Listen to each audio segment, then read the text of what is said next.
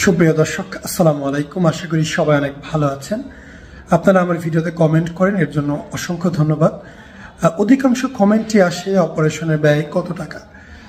আমি জানি যারা আমার রেগুলার ভিডিও দেখে তারা অবশ্যই জানে যে অপারেশনের ব্যয় নির্ভরশীল হয়ে থাকে পেশেন্টের কন্ডিশনের উপর, কোন হাসপাতালে করতেছে হাসপাতালে কোয়ালিটির উপর, কোন ডক্টর করতেছে তার অভিজ্ঞতার উপর, এবং কোন টেকনিকে হচ্ছে এবং হাসপাতালের জিনিসপত্রের মান কেমন তার উপর।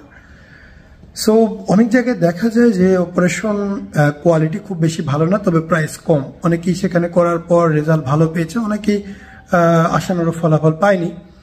আবার দেখা যায় অনেক অনেক বড় বড় ব্র্যান্ড ক্লিনিক আছে, বিশাল বড় ব্র্যান্ড ক্লিনিক, ওইসব জায়গায় করতেছে, বাট ওইসব জায়গায় রেগুলার না হওয়াতে খরচ অনেক বেশি হয়ে যায়, বাট ফলাফল আশানুরূপ হয় না।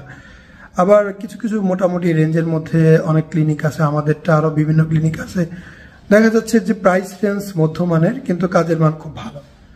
তো আমি সবসময় সাজেস্ট করে থাকি আপনারা যে যেখানেই করবেন সবার আগে দেখবেন যে আপনাকে যে প্রাইসটা ওনারা বলেছে সেই প্রাইসে আপনি সঠিক সেবা পাচ্ছেন কি না, এটা আপনাকে প্রথমত দেখতে হবে। এছাড়া কোনোভাবেই উপায় হবে না, আগে দেখতে হবে আপনি সেবার মান ঠিক পাচ্ছেন কিনা।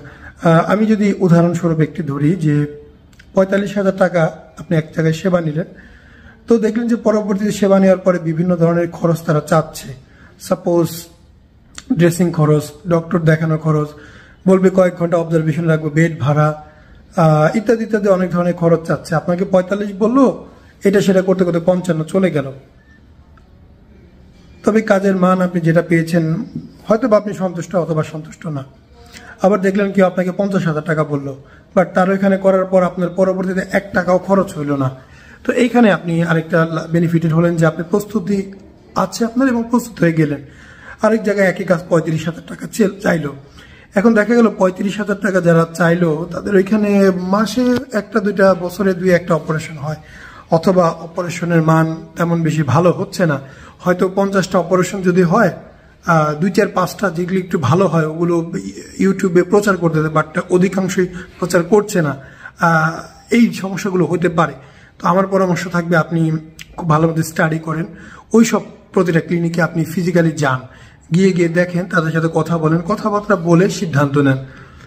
কেউ ঢাকা শহরে কম টাকায় করবে এটা আমার মনে হয় না, কারণ কিছু নির্দিষ্ট পরিমাণে ব্যয় আছে।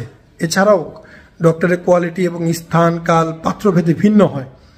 যারা আপনাকে 3 ঘন্টা সময় দিয়ে অপারেশন করবে আর যে আপনাকে 40 মিনিট সময় দিয়ে অপারেশন করবে, কখনোই দুইটার খরচ একরকম হবে না।